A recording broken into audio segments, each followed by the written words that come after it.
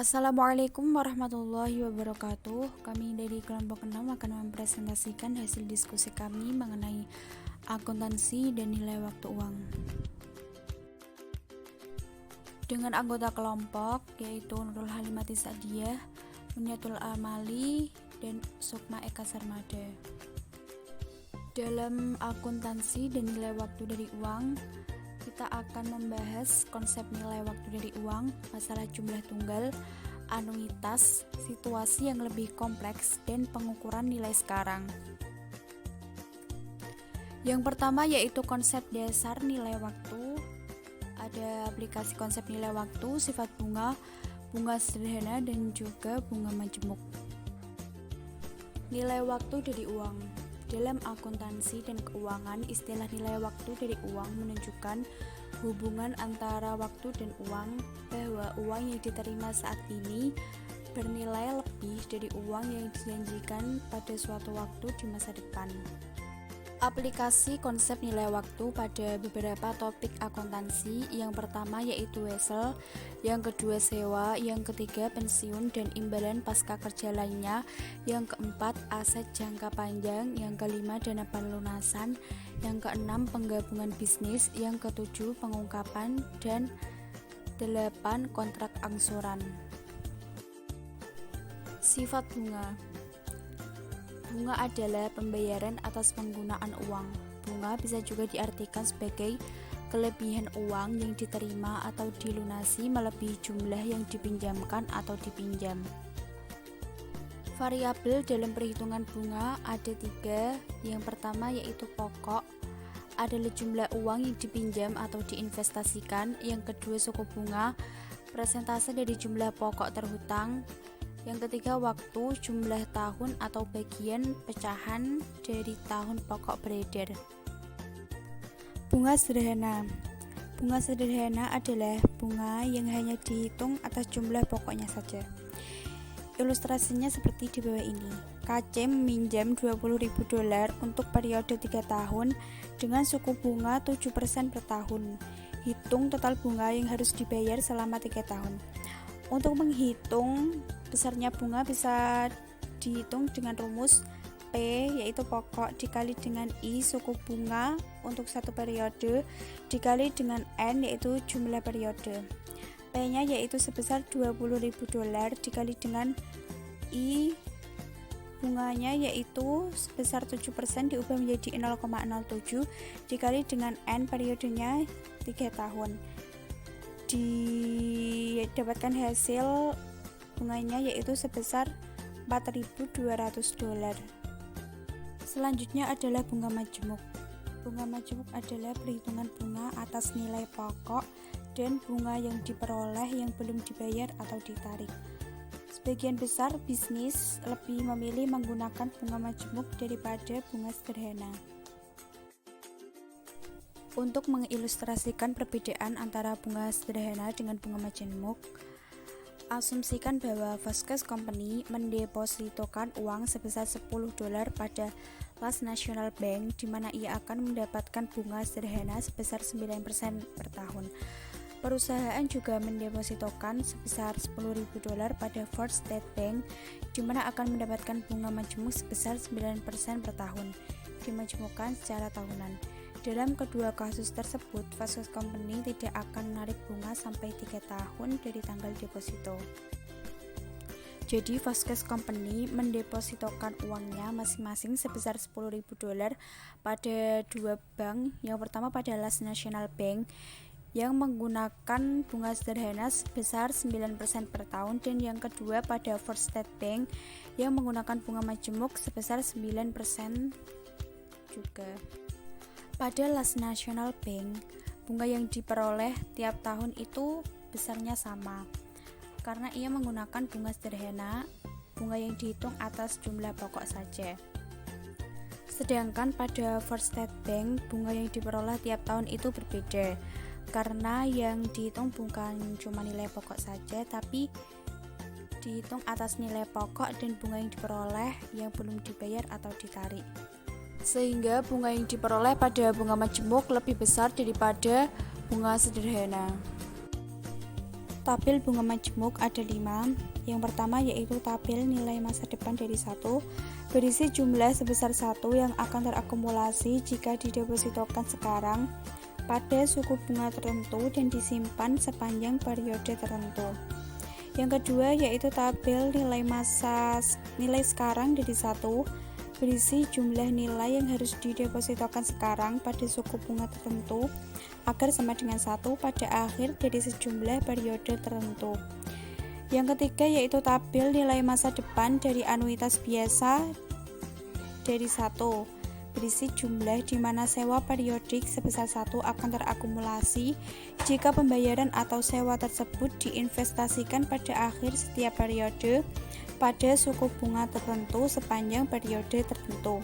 Yang keempat yaitu tabel nilai sekarang dari anuitas biasa dari 1, berisi nilai-nilai yang harus didepositokan sekarang pada suku bunga tertentu agar bisa ditarik sebesar 1 pada akhir interval periodik reguler sepanjang sejumlah periode tertentu.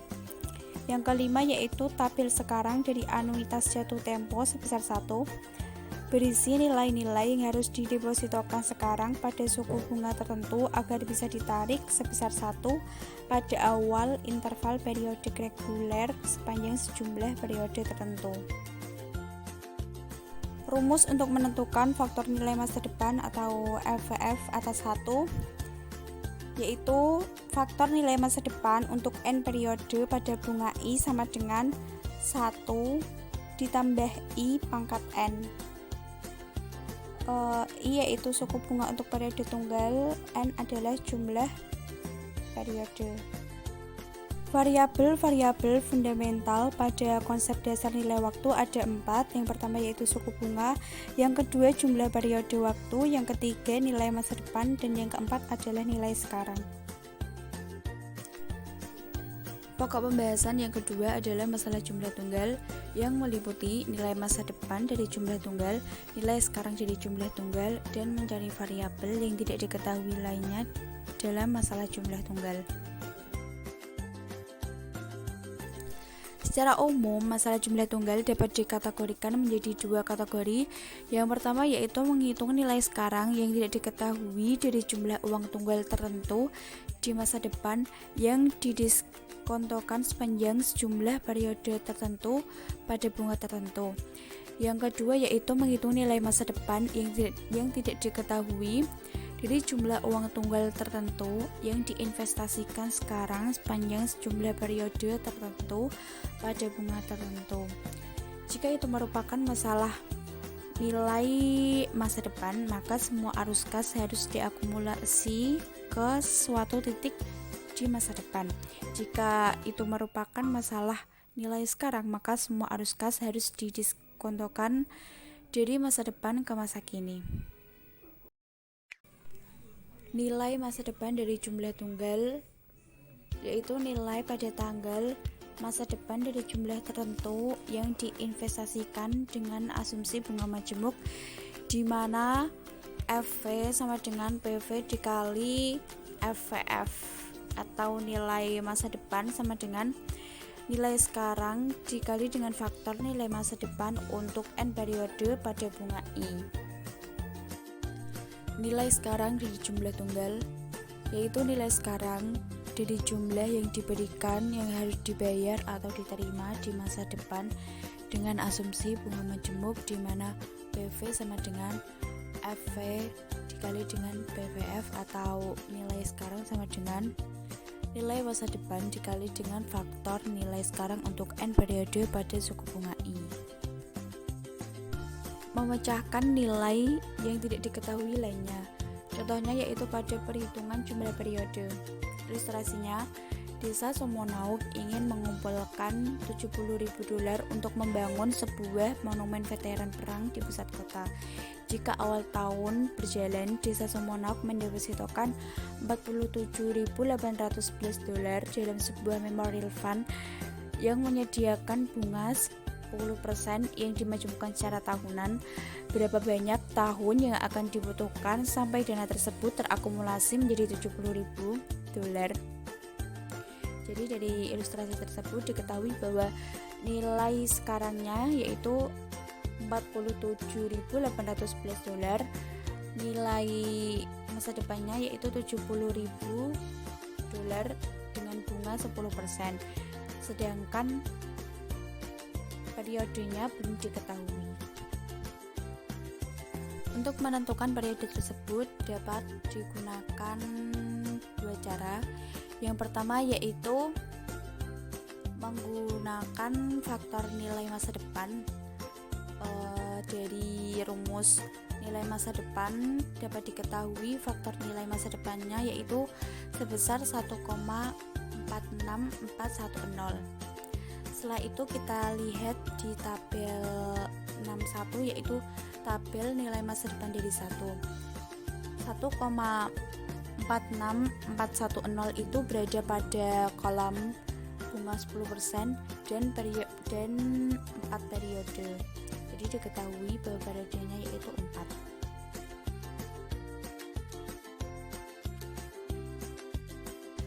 Cara yang kedua yaitu dengan menggunakan faktor nilai sekarang. Dari rumus nilai sekarang kita dapat mengetahui faktor nilai sekarang yaitu sebesar 0,68301. Setelah itu kita lihat pada tabel 62 yaitu tabel nilai sekarang dari 0,68301 berada pada kolom bunga 10% dan baris 4 periode. Jadi dari dua cara tersebut kita dapat mengetahui periodenya yaitu sebesar 4 baik menggunakan faktor nilai masa depan maupun menggunakan faktor nilai sekarang. Selanjutnya yaitu anuitas. Anuitas terdiri dari 4, yaitu yang pertama nilai masa depan dari anuitas biasa, yang kedua nilai masa depan dari anuitas jatuh tempo, yang ketiga nilai sekarang dari anuitas biasa, yang keempat nilai sekarang dari anuitas jatuh tempo. Anuitas sendiri adalah merupakan satu arus gas yang tetap setiap periode keanuitas. Beberapa contoh dari perhitungan anuitas dalam keuangan individu, misalnya cicilan bulanan kredit mobil atau rumah dan pembayaran biaya kontrak rumah bulanan. Arus kas ini merupakan arus kas masuk sebagai pengembalian atas investasi maupun arus keluar yang dialokasikan sebagai tujuan investasi. Anuitas menurut definisi mengharuskan bahwa 1. Pembayaran atau penerimaan secara berkala disebut sewa selalu berupa jumlah yang sama. 2. Interval waktu di antara pembayaran atau penerimaan tersebut selalu sama. 3. Memajemukkan bunga dilakukan sekali setiap interval. Anuitas dibedakan menjadi 2, yaitu anuitas biasa dan anuitas jatuh tempo.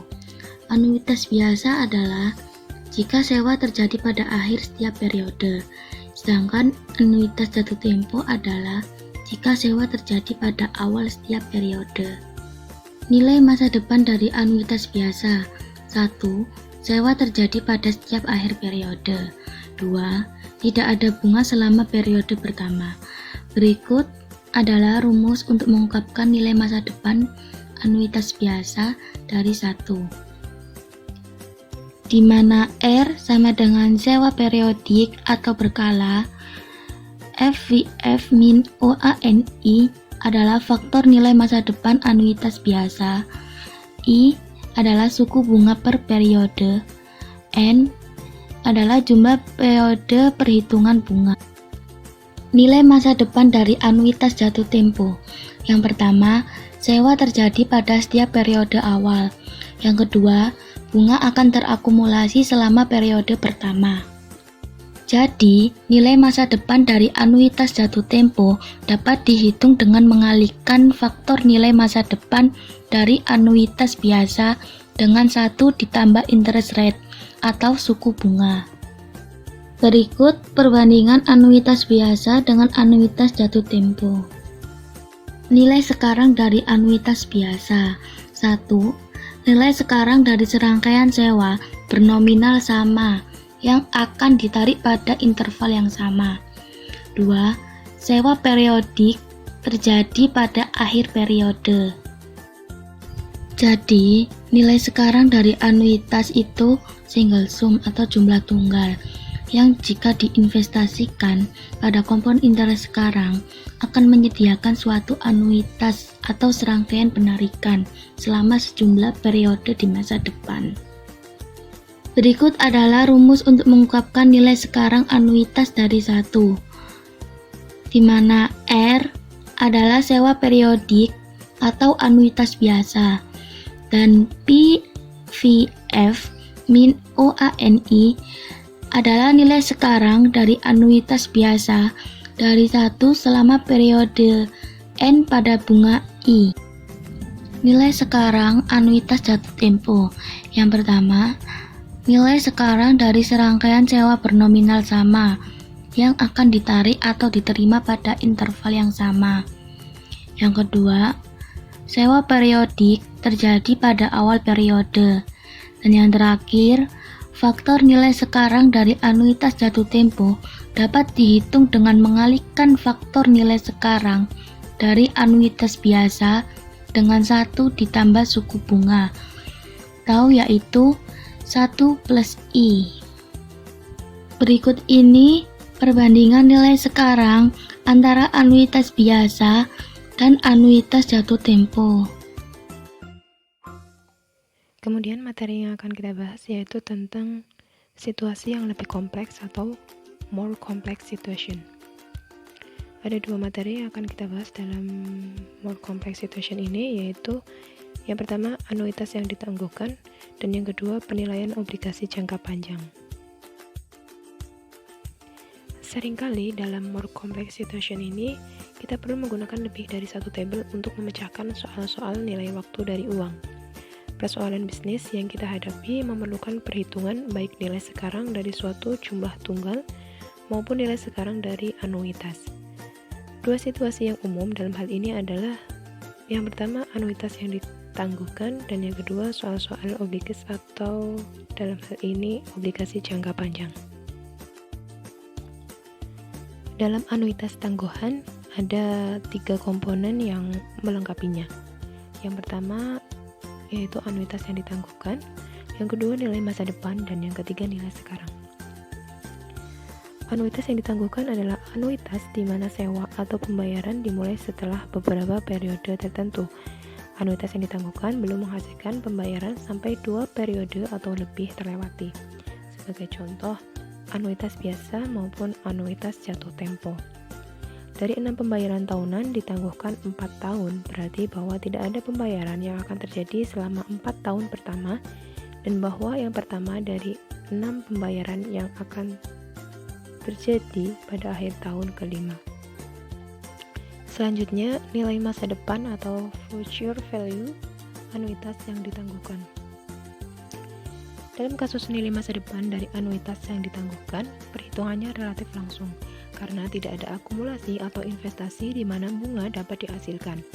Nilai masa depan dari anuitas yang ditangguhkan adalah sama dengan nilai masa depan dari anuitas yang tidak ditangguhkan, yaitu periode penangguhan diabaikan dalam perhitungan nilai masa depan. Yang ketiga, nilai sekarang atau present value anuitas yang ditangguhkan.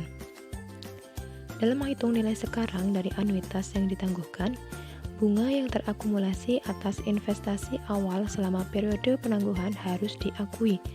Untuk menghitung nilai sekarang dari anuitas yang ditangguhkan, kita menghitung nilai sekarang sebesar anuitas biasa dari 1, seolah-olah pembayaran atau sewa tersebut telah terjadi selama keseluruhan periode.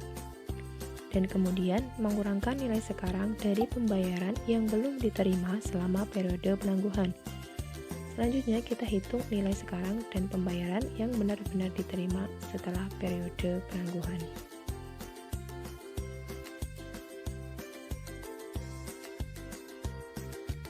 Kemudian penilaian obligasi jangka panjang atau valuation of long-term bond.